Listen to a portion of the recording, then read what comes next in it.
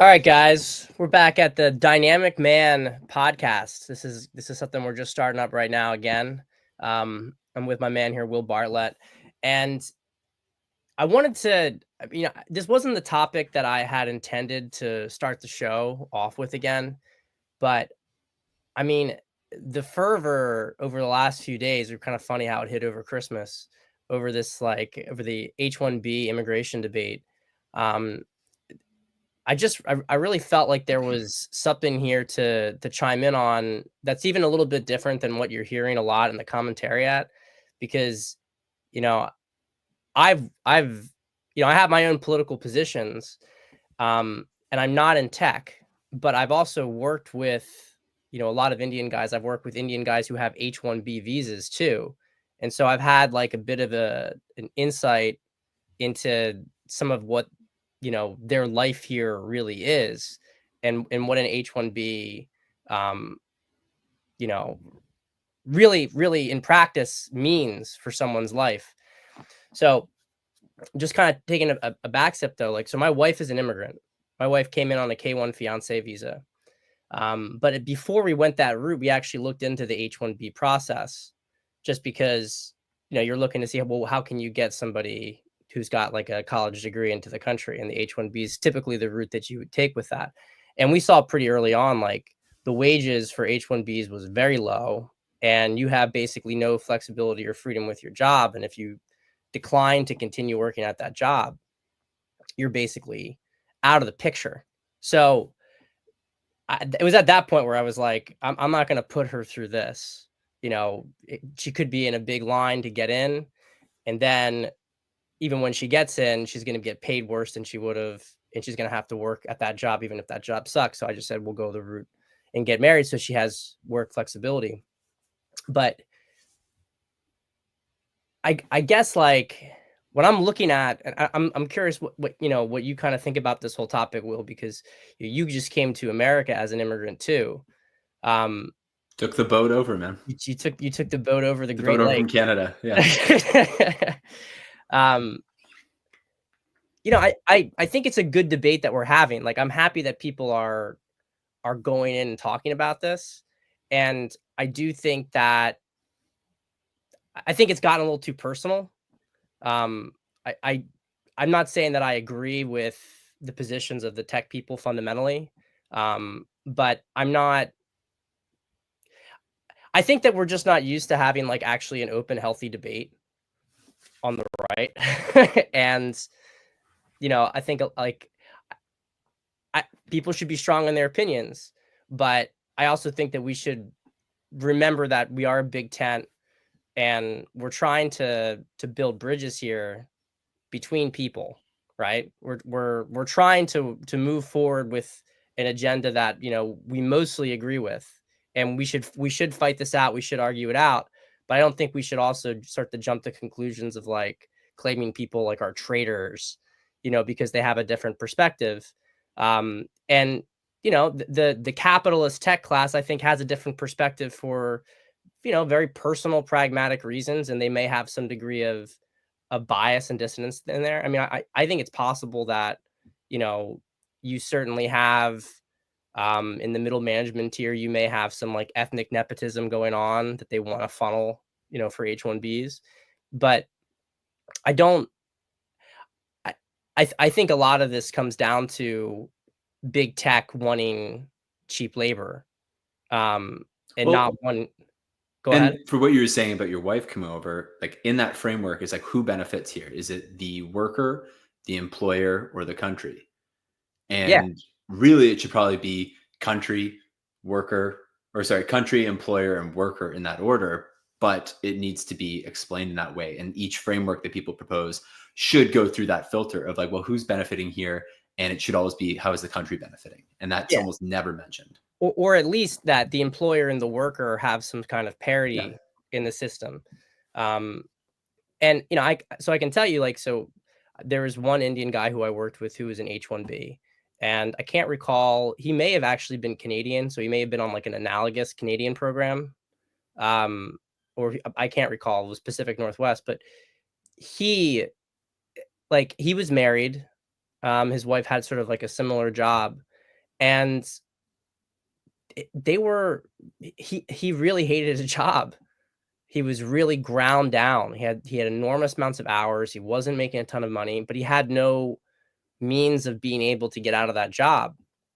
And so I think, he wanted a better life for himself. I don't blame him for coming over here, and I don't think he was a bad person. I don't think that he was a liability.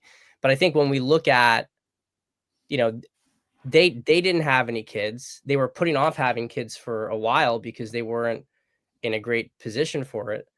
And I'm just thinking about this when I've seen like a lot of like the comments in the tech space about, there's this one guy who was saying, well, people should be working like 80 to 100-hour weeks. We'll pay them 200K. That's, it's one thing if you're doing that and it's like $35 an hour, right? Yeah, I think even less. Yeah, it's one thing if you're working those kind of hours and you're actually getting like equity and you have some moonshot potential, it's your company. That's a totally different story.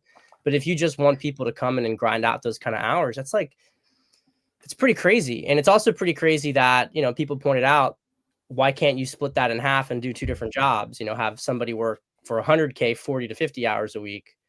That's a lot more people would be amenable to that. I guess what I'm trying to say with all this stuff is, how are you possibly supposed to square the circle of being able to solve the fertility crisis and advocate for huge, these jobs with huge work, demands on you? Like, I don't understand this. Like, for someone like Elon Musk, like you could have 100 baby mamas and you don't have to ever see your kids and everything would be taken care of. But you can't take that situation and apply that to the average man. And I think, I think Elon is operating in good faith here. I'm not trashing him. I think people are wrong also to trash him. And I think there's a little bit of, I'm not saying disagree with him, call him out. But I think some people go to an extreme. Like, he's allowing the open debate to happen on his platform. He's allowing himself to get ratioed. You know what I mean? Like, so I think he's somebody who can learn from this, but this is like, the Elon Musk who's thinking as a hardworking capitalist owner who wants to squeeze labor out of his population versus the Musk who's thinking like, wow, what's happening on a social level that we need to change? These two things are just not reconcilable. You know what I mean? Like, talk to me a little bit about what you think with this, Will. Yeah, and I told you about this story before where I'm not here on H-1B, I'm here on a business visa. And part of that is, well, going back. So one of my best friends, he moved to the UK and we were talking about this. He's there as a lawyer. And we were talking about it and I was like, well, I think I'm a more useful immigrant than you. He's like, well, what do you mean? And he earns quite a bit, but I was like, well, you're there and you're taking a job. Whereas I'm here and I have to hire people. I have to help grow American businesses. Like, that is the whole premise of me retaining this visa. And I think that that's a really relevant difference when you're talking about someone like Elon Musk. Is like, Elon Musk isn't like an immigrant that ended up, because he is an immigrant. He's not an immigrant that like took jobs. He's an immigrant that's created so many jobs and like sort of second derivative jobs, like based on like certain areas of Texas that are now like active places because of the businesses he's built there. And that's just very different than coming here and living in a Silicon Valley like pod and taking like just being part of that economy and like not getting equity, getting paid not that much, and just like grinding it out. Like, that is just two totally different things. And I think there should be much more, it should be much easier on the business side. If like someone's got an active business and there's a reason for them to be here and they'll create jobs, like that's similar to the whole reshoring argument that absolutely should happen. But that's just so different from like, come here and like take a job. And if there's like true shortages in the same way for like temporary workers in agriculture, that should be like temporary, not that they're getting these jobs, taking them for a long time. And there's a huge difference between coding talent, which is not rare, and then real hard sciences, something that like could be like, there are only like 5 people that are masters at this and it makes sense to bring them in. And like these distinctions are just not being made. And I think that's why people get so angry at each other, is there's a difference between an Elon Musk and a Silicon Valley pod guy and someone that is like a master of like materials engineering from like an obscure part of the world and can do something that no one else can. Yeah, and I think the question is, you know, which guys in tech are being like deliberately obtuse and gaslighting about this, Yeah. just to try to make the argument so they can get cheap labor, and maybe there's some degree also in some cases of ethnic nepotism too, which, you know, I don't even blame them for. You know, that's what people do. But when you get to like, there's already a visa for the high end people that we talk about called the O1, and I've Yeah. heard that there's some abuses in that too, but on a much lesser level compared in a much less impact than what's going on in the H-1B. And so I think, you know, I don't know that anybody disagrees about O1. I mean, you kind of have to be like, unless you could show me like real substantial evidence that the fraud in the O1 system is of like a great magnitude and has created like major problems. I think O1 is just like a no brainer. Like, you always want to get the very cream of the crop, the top 1%. Well, and that's the perfect bait for some debate, or the perfect bait for someone that's not going to argue in good faith. If they're like, screw the O1, you're like, okay, man, like that's different. Like, I understand the H-1B thing, I understand the illegal thing, but if you start to really be against the O1 thing, it's like maybe you just like are too extreme on this, and it's going to be very hard to get anywhere in a conversation. Yeah, because I mean, there is a balance. You do have to think about, you know, national interest. But yeah, I think that I mean, I don't want to like redo the conversation that's been going on Twitter the last few days. Um, I I think that the arguments though, like I came into the whole debate extremely neutral about it. I had heard some things about the H-1B abuse, but I didn't really know much of the details of it.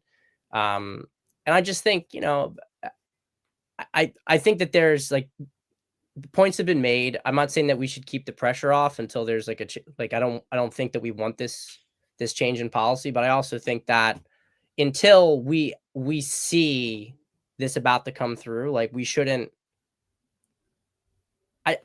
We're a big tent movement, and we're only going to win by being a big tent movement right now. Like, we need to focus on a lot of the things that unite us, and continue to put pressure on issues, you know, that we disagree with. But I think that we can do it in a way that's not like necessarily so offensive.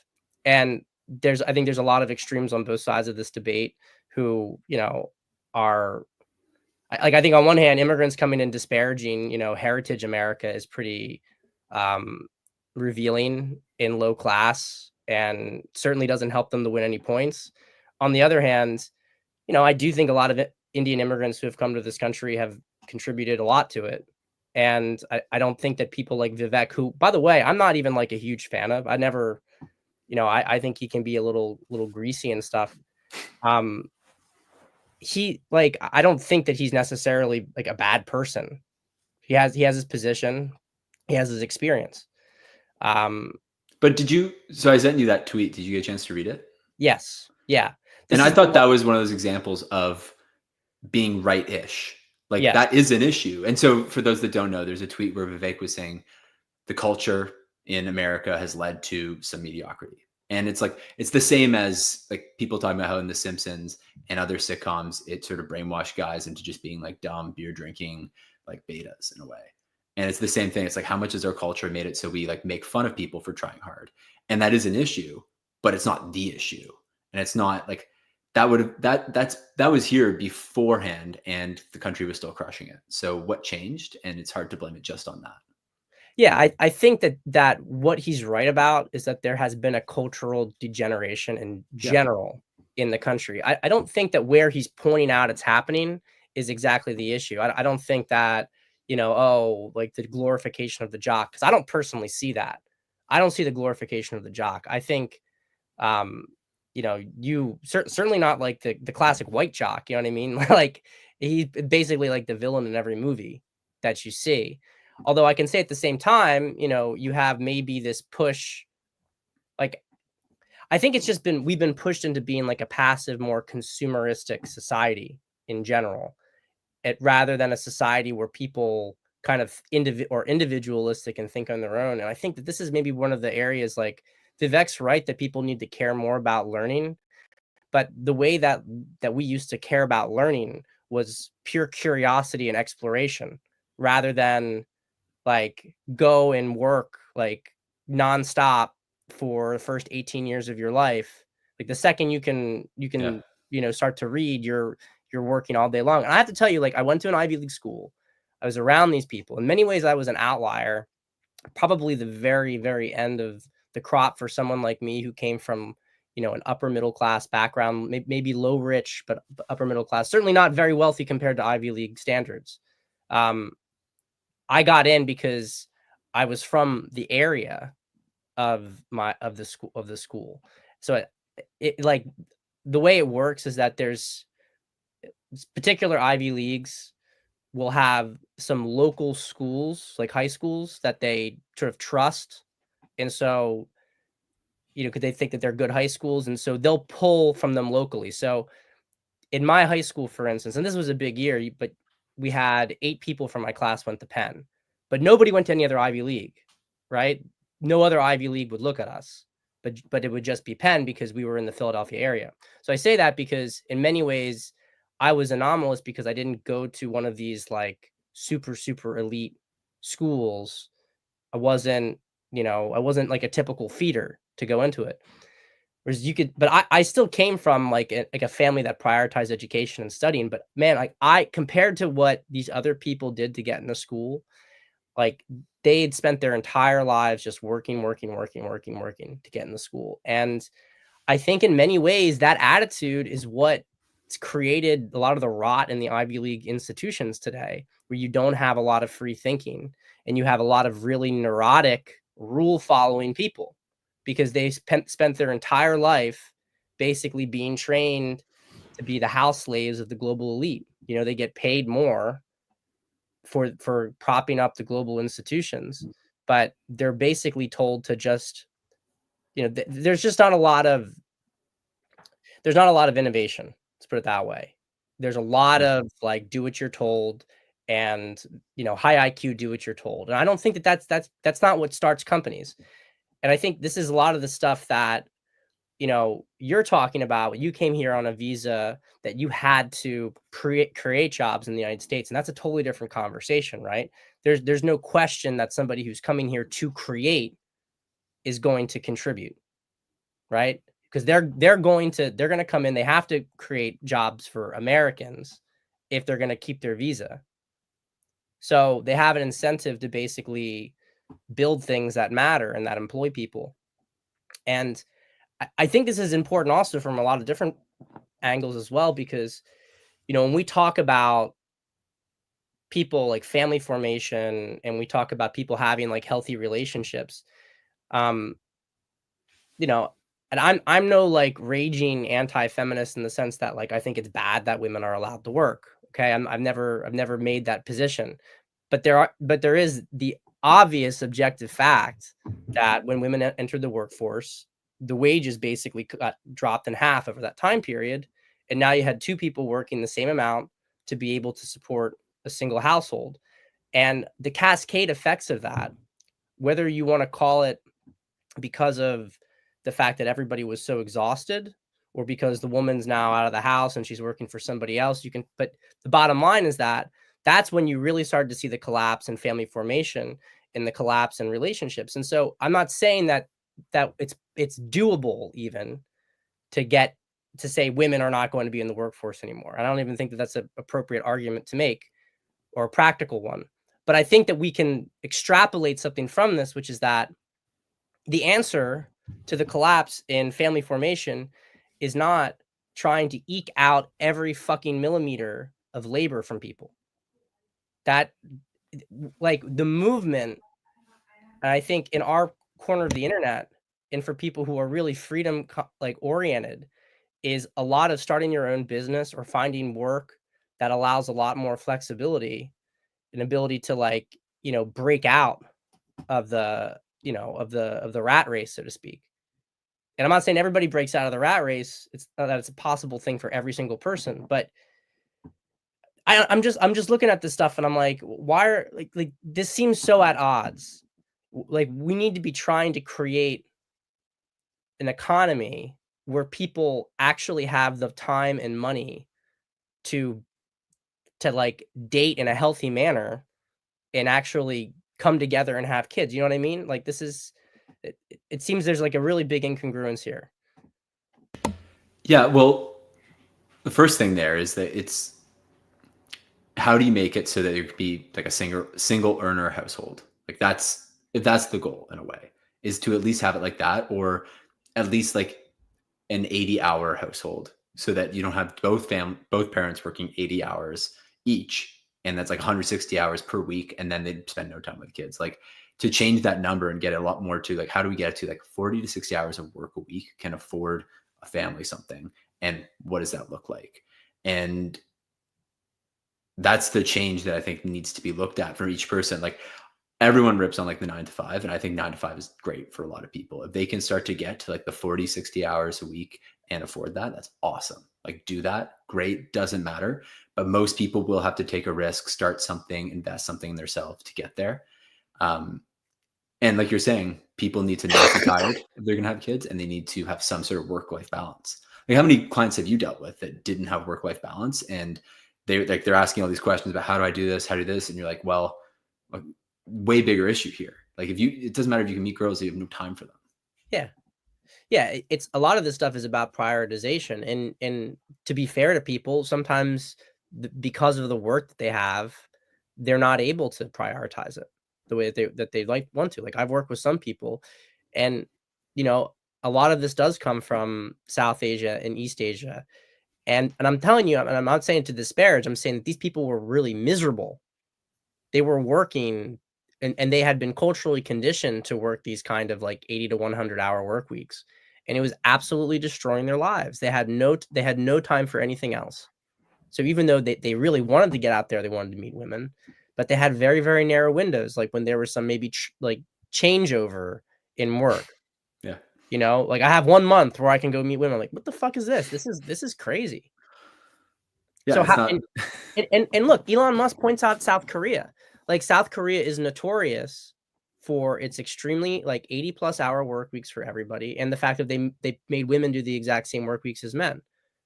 So like this is like, to me, it's a no-brainer that you're gonna have this kind of issues with it. So I mean, you need to, if you want to get your love life sorted out, jobs like this can really only be taken on a temporary basis. You can view it as a short-term sacrifice, like I'm going to do this for a couple years just to, you know, really like stash some money away, and you have to be really compensated for it, right? So it's like either you're doing it because you're starting your own business, and this is something that could really take off and give you a lot more freedom, or you're doing it as a short-term means of just generating a lot of money to store away to give you more freedom in a different sense. But, you know, committing to 5 to 10 years of 100-hour work weeks on companies that you don't own, I mean, 10 years, especially when you get past the 5-year mark, I mean, you're now really destroying. You can destroy your health too.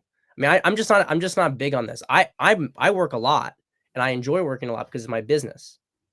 And it's a different feeling, and you have more flexibility. You know, some days you can take off if you need to. Well, and case in point, this is the day after Christmas, and Yeah, like, let's do yeah, this. Let's be fun. yeah, Like exactly. you want to find stuff that you think is fun. You want to work with people you like, and you want to do something that's like, I see where this is going. And for the H-1B guys, it's like, debate aside, I like that we sort of almost sidestepped the whole debate because we don't have that much to add. The bigger thing is just like, why would you want to do this for more than 5 years? Like, I understand getting here, trying to get a foothold, but after that, it's like, well, what's the plan so you can have a normal life? Yeah, and I think when I look at this from a macro perspective, I just don't really see strong arguments for it. I